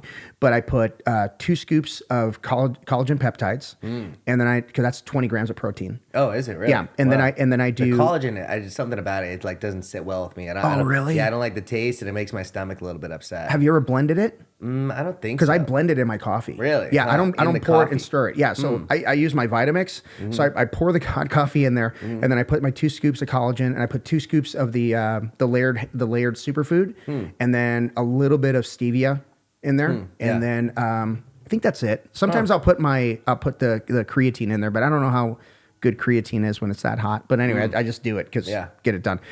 But yeah, my coffee is like 360 calories, something like that. So wow. yeah, That's a little meal right there. Yeah, 20 grams of protein. Is that not even including the oatmeal? That's not including the oatmeal, so it's totally separate. I don't remember exactly what the total is, but I know it's like eating a giant breakfast. Yeah, it's a meal. Yeah, so and you don't feel too full. Yeah. You got plenty of room to drink more water, stuff like that. Wow. So that helps. Wow, well, and it's a good cheat, 20 grams. Yeah. Yeah. Nice. That's good. Yeah, that's one thing I could dial in a lot better is my meal prep. Yeah. And you know what? And just like the t-shirt and the same colored pants, if you can stand to eat the same shit every day, you're gonna win. Yeah. To be honest, I think there are a lot of really tasty ways to eat healthy. Like I'm sure you love those meals, or like it's not like you're forcing it down. No, they're great. Yeah. Most of my really healthy meals I really enjoy, and I can eat the same meal over and over and over. I do it like even without force, actually. Yeah. Like I'll just find something I like and I eat it every day for like 3 months, and then I'll get tired of it, and then I'll switch to something else. Yeah. And you and I are the lucky ones, man, because I have a lot of guys that are foodies that couldn't do that. Yeah, They I'm have to also a switch it up. foodie, but Oh, I yeah? just love. I'll find something I really like, and like I'm like, what to eat? That. Yeah. And I'll eat it over and over. At 51 years old, I do not want to be off the mats.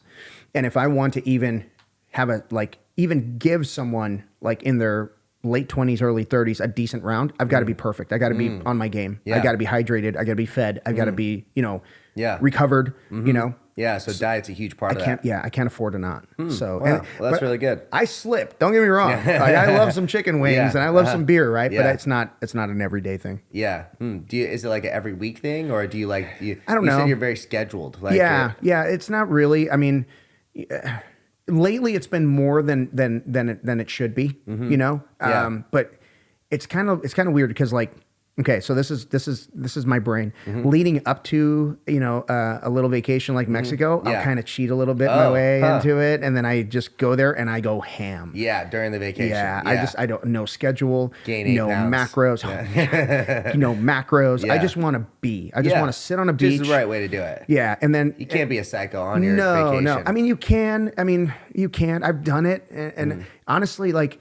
It didn't make a difference when I got back. Yeah. It didn't make me any happier. Yeah. It didn't change. It kind of was what it was. 1 week of fucking off is not going to kill you. No. And then but getting back, I kind of ease my way back into my schedule. You know what I mean? So that's there's a little bit phase in and phase out of that vacation, and I should probably tighten that up. That's probably if I have to, if there's one area that I need to really tighten up, it's that.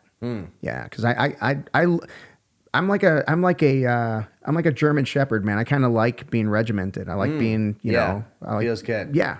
Yeah. And so what's your schedule typically like? Is there a revolve around the academy schedule? Yeah, or is there something on top of that? Times. Yeah. It changes constantly. The academy schedule does? No, my schedule. So let me give you an example. So when I was working full time and doing the academy, I would come in the morning. I would teach morning class. So I'm there for a couple hours.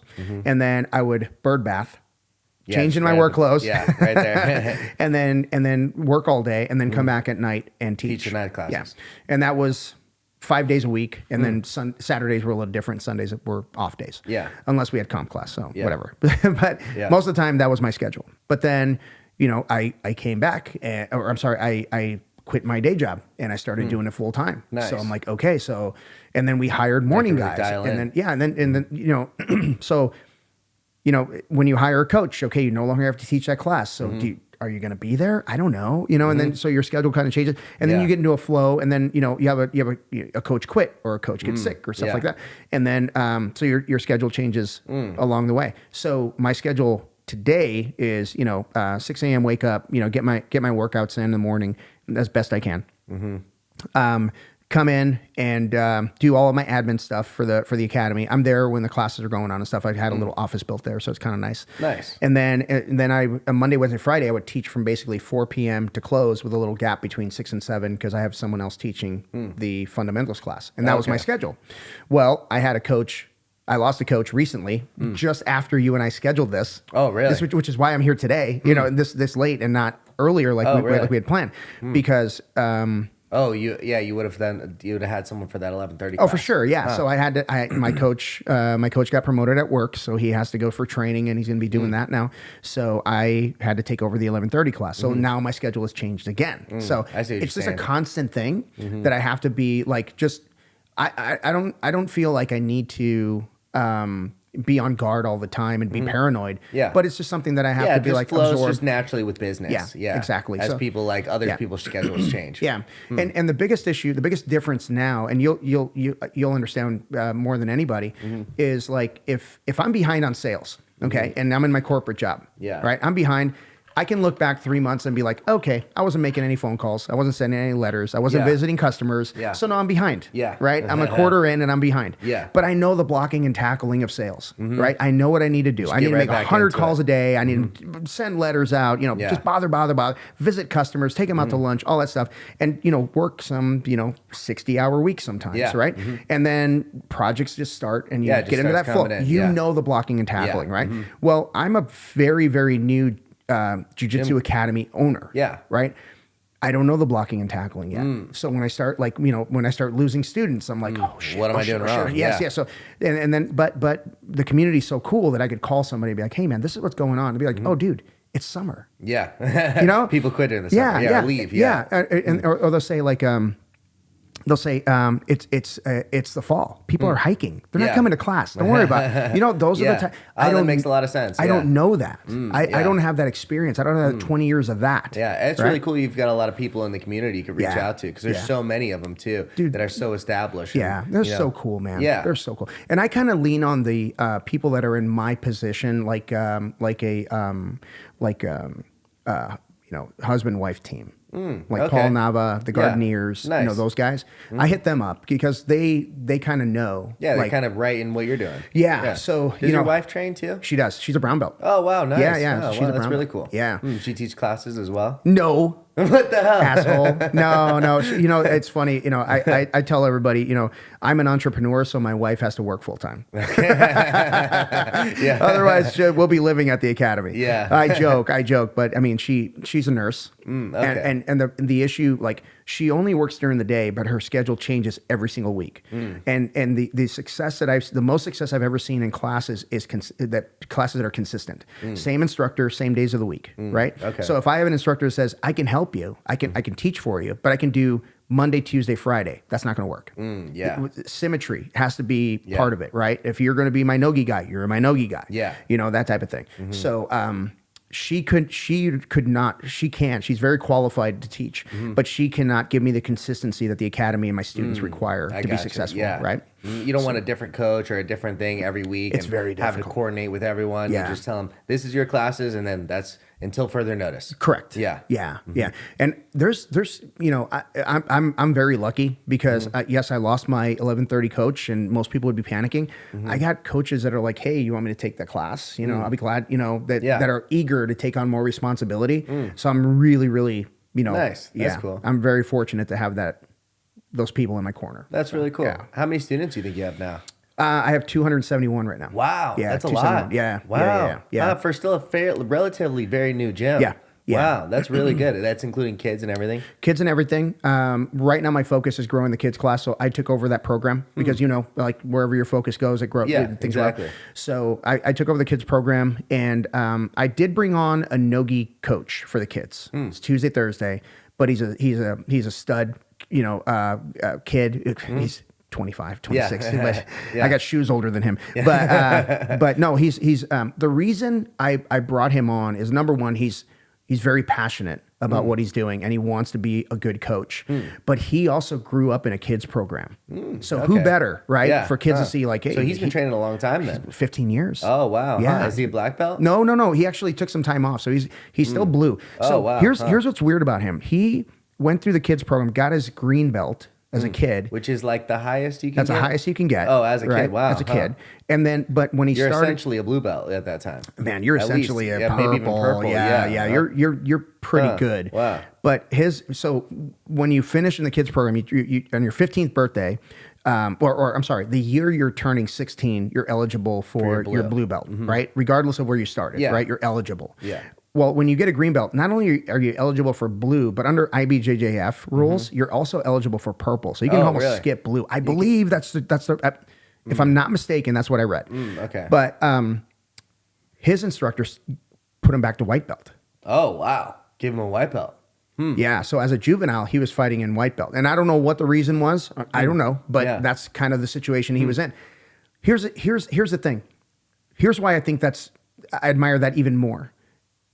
Any other kid would have given a real hard look at quitting. Yeah. Like, how dare you kind of thing, right? Yeah. No, he's like, cool. All right. I'll compete at white belt. Yeah. And then now he's competing, and then he competed at blue belt. Yeah. It's really not a bad thing. I mean, people put too much emphasis on the belt because it is fucking sick getting a new belt. Fuck yeah. Yeah. But in reality, it's like, you take as much time as you can at those belts. Because like, why not? If you feel you're above that skill level, go prove it in competition. 100%. Or just, you know, be the best freaking white belt in the room. Yeah. Be undeniable, right? You know, if you know, I have a meeting with my coaches the month before we do promotions, and we lay out like who's eligible. And if it's not a no-brainer, it's a no. Yeah. It's flat out a no. So That's good. That's how it should be. You got to make yourself a no-brainer. You got to be. And I learned that from a guy. I applied for a job that I was not qualified for, but in my mind, I'd put in my time, and I deserved this job. Okay. So I applied for it, and it was within the same company I worked for, and I did not get the job. Okay. And the guy that I was going to work for directly for didn't have to do this, but he called me, and he says, the reason you're not getting this job is you're just not a no-brainer. He goes, I only hire no-brainers. He goes, from this point on, it's your job to become that no-brainer. Wow. And he gave me a path to do it. Like, he didn't just say, you're not good enough. Yeah, he's like, sorry, next time. Yeah. That's a really cool he's like, thing this to is do. how you get to that point. And I was like, okay. Wow. You can't argue that point. Yeah, no, that's a right? really good point. Right? So, I mean, and what I loved is that, number one, he called me. Number two, he was honest with me. Yeah. I'm not the guy. Yeah. Right? And number three, you're not that guy, pal. Yeah, you're not that guy. But I can become that guy, right? If I follow this path. Exactly. So I think what I admire most about his name's Justin. What I admire the most about Justin is like he's more passionate about jiu-jitsu than he is about a belt. Okay, nice. Well, that's really good. That's what you want in a practitioner. 100%. Yeah. And to have that example set to my kids, can't beat it. That's really good. Yeah. I really like that idea of like, you got to be a no-brainer. Yeah. Yeah. You got to be like, there should leave no doubt that you're the guy. Yeah. And I took that into my jiu-jitsu training. Like, I was obsessed obsessed that I am going to stand out no matter what. Yeah. You know? And when you get a guy with as much gray hair as I have, and I'm whipping the shit out of kids that have no gray hair. Yeah. You're going to That's stand awesome. out. How old were you when you started jiu-jitsu? 40. I was 40 years old. How'd you get into it initially? I thought I was going to die of a heart attack. Really? Yeah. So I did triathlon for years. It was really a coping mechanism because I was in a very, very, unhappy marriage and we were going through a divorce, at one point. And the more I remember training, I think, as a blue belt or something at one time a while ago, and she's like, she fucking sold my bikes. Yeah. And it was like for like $200 or something. When they probably could have sold for like $1,000 each. Yeah, it was actually a mountain bike. Oh, yeah. Well, she sold 2 of my bikes, but it was a mountain bike.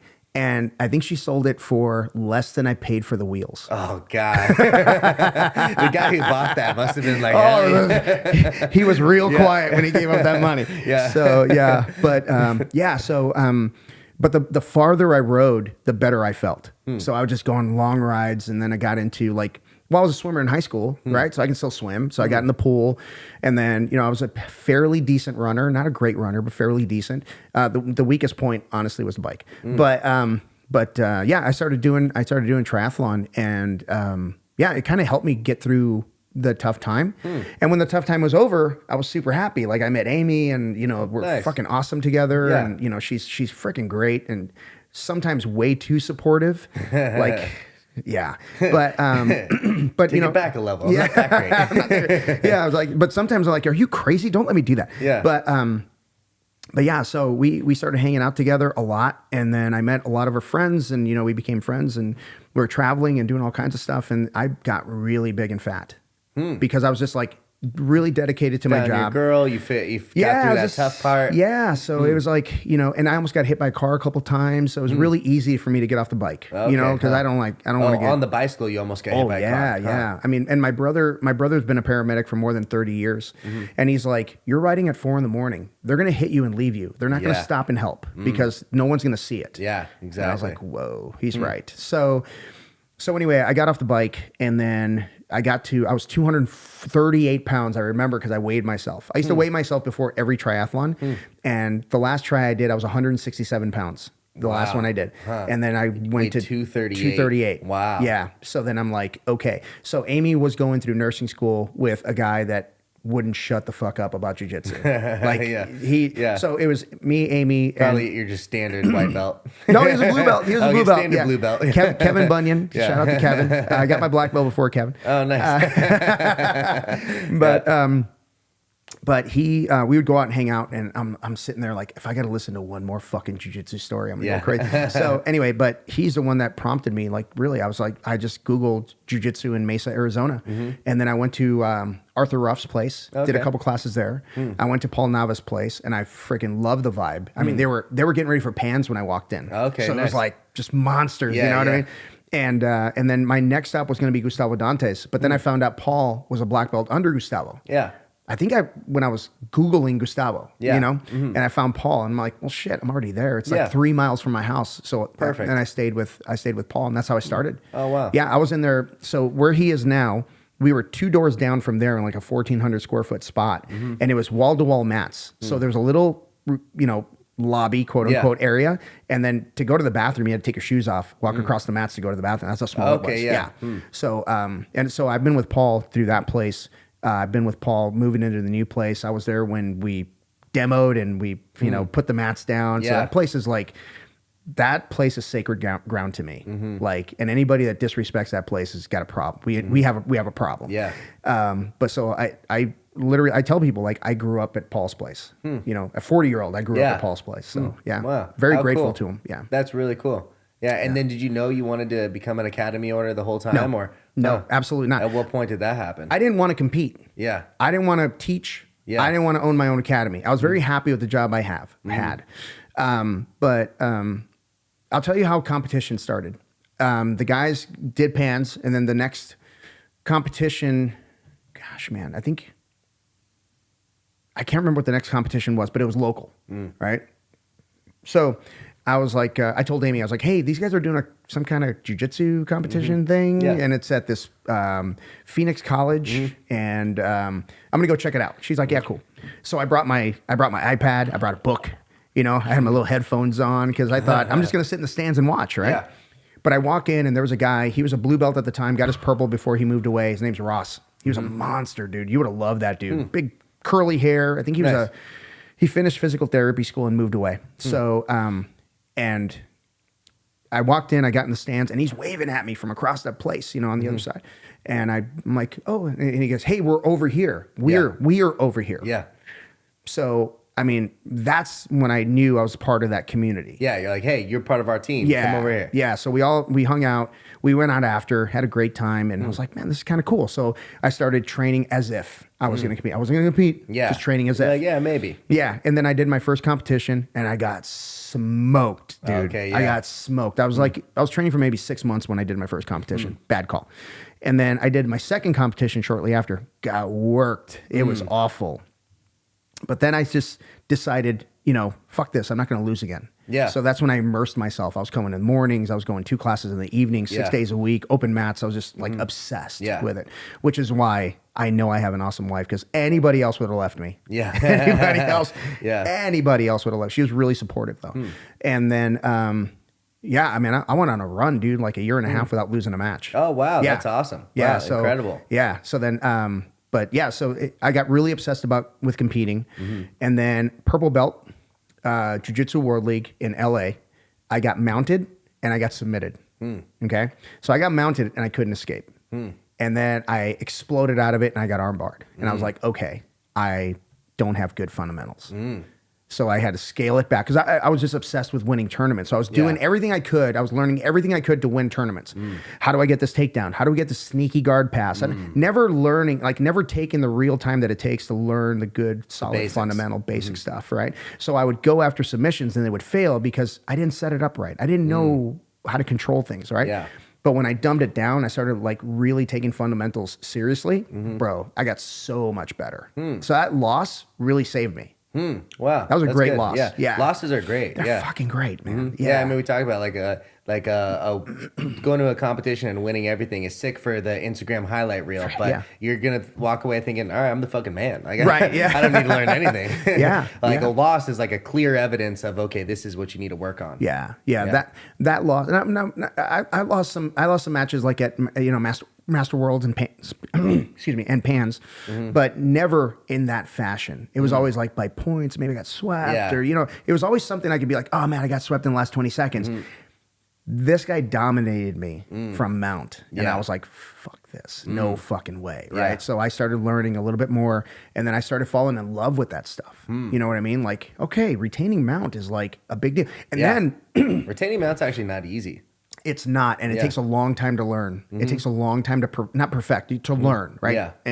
And it takes a lot of trial and error. But I've seen people, even at a purple belt level, abandon mount because they don't know what to do from there. Yeah. Or they're afraid to lose position. So that's kind of like what prompted me to like, okay, let's just get better at this. Let's learn. You can be very good at guard passing and very good at jiu-jitsu and then get to mount and then realize it's not an easy position just to settle in. Correct. Yeah. All it takes is a couple bucks. It feels like, initially it feels like just an insecure position. Unstable. Even though it's like one of the best positions you can be in. Even though, even though you can't strike from mount in a jiu-jitsu competition, you can apply so much pressure and discomfort that people just want to tap out or just give you their arm or give you a wrist to, to wrist lock them. Well, also too, do you watch instructionals at all? Oh yeah, absolutely. Have you watched like Gordon's Mount Instructional? So he's got like a system where he goes like 2-on-1 on the arms, and it's actually like instead of putting both thumbs down as you would like to push down, you actually go under like a palm up grip. Yes, yeah, I saw towards that. the wrist. And if you just go back and forth, like you actually just do either arm with a palm up grip, it's like you just pull arms down much easier. Yeah. Also, too, one thing I stopped doing is like I'll either from mount settle with the shoulder in the face to really put a ton of pressure, or if I'm postured trying to work for arms, my hips are actually not connected to theirs. I like leave space between their hips. That way, if they buck, I'm actually not connected to them. Yeah, or like if they buck, it's not throwing me off because my hips aren't connected to them. I like it. Yeah. There's a lot of nuance to that position. It just and it's hard to tell somebody this is how you do it. Yeah. Because there's like you said, the person on bottom has a say in hold position. Yeah. Right. If they lay flat, just smother them. Right. But if they bump, you got to be ready. You got to be, understand that as well. Going after submissions, you got to make sure you're dialed in with the position before you go after a sub from the mount. It doesn't matter what it is. Right. That's what I love about it. And then escaping. I went ham on escaping. Like I would put myself in horrible positions just to learn how to escape. Nice. That's really good too. I would always tell myself, this guy's not Jesus. Yeah.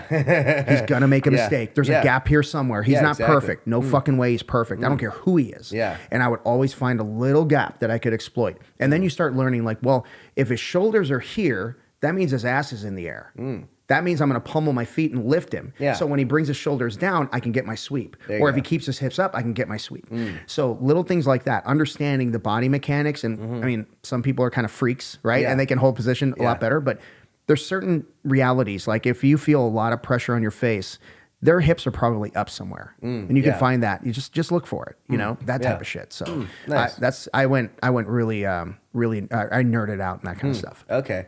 All right. And then at what point was it like, I'm going to open up my own academy? Oh gosh. Funny story about that. So I was a blue belt and not when I said I was going to open up the academy. Yeah. I was a blue belt and I basically mastered this. I think you I'm know ready. what? This is no problem. Sorry, Paul. I think I'm going to take over here. Yeah. So, as a blue belt, I was teaching kids. And I kind of fell into it by accident. It was like, I was helping one day a week and then teaching one day a week. And next thing you know, I'm the kid's coach, right? And I'm a 2 or maybe 3 stripe blue belt. I wasn't very experienced, right? But I was studying a ton. And then Amy says, because I was there from like 5 p.m. to close, like every day. Yeah. Every day. That's another job, basically, right? Right. So she says, like, how serious are you going to get with this shit? And I said, it's not like we're going to open a gym someday. And we just laughed. Yeah. We just laughed. Well, anyway, fast forward to, just got my black belt. I'm sitting in traffic on my way to a meeting I don't want to go to.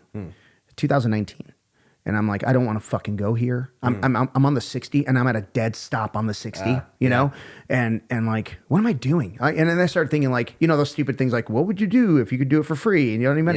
Yeah. If you're a millionaire. So I said, what would I do if I didn't have to worry about money? And I was like, I'm already doing it. Yeah. Like I'm already teaching, 5 days a week at my instructor's place.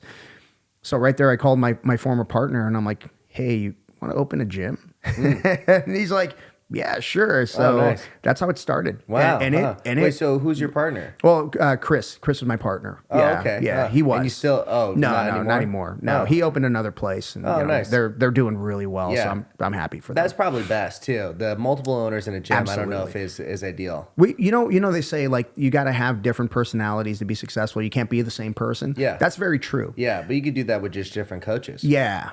Well, and not just that, like if the values and vision don't align, there's going to be a lot of issues. Yeah. So the biggest mistake that we made, and the only mistake that I'll say that could have been corrected early on, is we did not get an attorney, write down exactly what we're responsible for. Because it was like, I thought you were doing that. That type of shit. Yeah. And we didn't have like anything telling us like, This is the structure. This is the structure. You're responsible for this, and you get to say how this goes. Yeah, Right. So it was always like, no, I don't like that. We're not doing that. Well, what do you mean we're not doing that? That type of thing. I'm doing it. Yeah. It was always, and I'm as far as like marketing, maybe new student acquisition, hiring whatever. coaches. Yeah. And honestly, like if I could go back and do things over again, I would do it. I would do it with Chris, but I would do it the proper way. Because I mean, and it all played out how it should have played out. Yeah, for sure. Yeah. And I'm a ready, fire, aim kind of guy. You know what I mean? Like if it works out, cool. If not, I'm going to learn from it. I really don't look at success and failure as things. Yeah. They're just results, right? And it's just like if you do enough good shit over and over, you're going to have success. If you don't, you're not, right? But sometimes I jump into things a little bit too quick and then things just don't work out, or maybe they do, right? But yeah, so as a ready, fire, aim kind of guy, I've there's got to be that structure around me that like, hey, bro, that's not your lane, and you need to stay in it. So if I could go back and do it again, that's probably what I'd do. Yeah. Nice. Yeah, but they're doing well, and I wish them nothing but the best, man. I really do. That's good. Yeah. I mean, that's one of the beautiful things about jiu-jitsu. There's really plenty of room for everyone. I think the sport in general is growing at such a rapid pace that like The only thing is, don't fucking move 1 mile down from an existing gym. other than Honestly, that, like, I don't have a problem with that. Oh, really? Huh. Dude, if somebody were to move across the street from me, let's go. Yeah, Let's go. right, yeah. Head to head, baby. Yeah. But you know what? Like you said, there are so many people in the greater Phoenix area. Dude, if you can't talk. And that's really just out of courtesy, though. For the I get it. Yeah. Yeah, like, but if you can't talk 300 people into joining your gym, you don't belong in that business. Yeah. You don't belong there. Yeah. I mean, it's just the way it is.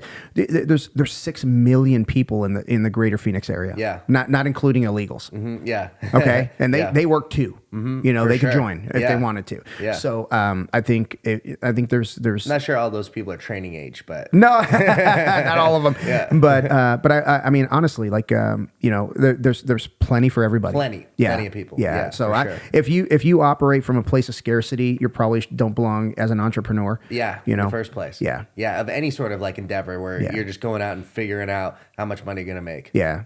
And I've had students leave and go to other schools, and dude, absolutely. If you quit training, I failed you. But if your needs change and you go somewhere else, okay. We're still gonna be friends. You know, another person like just from like to a new gym somewhere locally. Yeah. So if someone says, you know, hey, Gracie Baja is just like closer to me, and I know a guy, and they're great people. Awesome, man. I'm just like really into cults, and I just I've always just been trying to find my cult. Yours is not too. No, you're not culty enough. Yeah, man. Yeah, but I'm really big on, you know, I hate to use allow because that's a stupid word to say, but you know, if my students want to cross train, awesome. Oh yeah, dude. I think that's really good too. Yeah, I had a guy. I had a student today. He goes up to me and he's kind of halfway nervous. He's like, "I got invited to go to a seminar.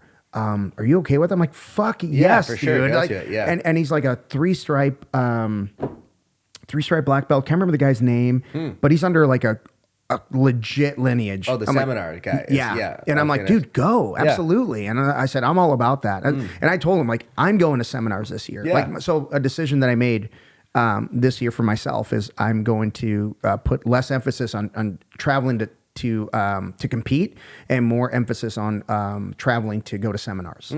Nice. Because our legends are living. Yeah, exactly. And they're not going to be around for forever. For sure. You know, it's and one of those like things. that's a direct implications onto your business too. For sure, man. That's like just like you know, it's just the same as if you're a company and just going to different states to learn about how they do their company over here.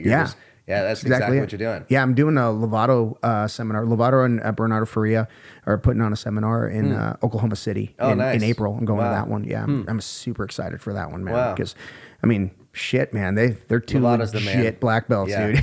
You know, the No-Gi spring training, I'm sure you talked to that one about it. Yeah, that's going to be great. There's a bunch of legit guys on that one. Yeah, that one's going to be tough because it's the same day as Jiu-Jitsu World League. But I've got coaches that can cover the World League. But I think you competing, just your guys competing? Just my guys. And you know, as much as I want to be there for them, I think I need to expand my knowledge for them. You know, at the same time. So there's going to be a little give and take. This is when Alex, the owner, Alex, the competitor, and Alex, the coach all collide. Yeah. And it's just going to happen. Yeah, for sure. You're going to miss some competitions. Sure. Yeah. And as long as you got other coaches too that could come. I got good people around me, man. Yeah. That's really cool. I've never been more excited about a group of coaches as I am now. Nice. That's really great. Yeah. I'm really excited. Awesome. Yeah, man. Nice. Well, dude, thank you so much for coming. Unfortunately, I actually got to go back to work. I got some more stuff to do. But, I'm so sorry. Thank you so much for getting me in, Hey, man. no problem. Yeah, I'm glad that we still made it happen for sure. Because, I'm glad we made it work. Awesome, buddy. Well, thank you. Dude, thank you so much for coming. All right. Great time.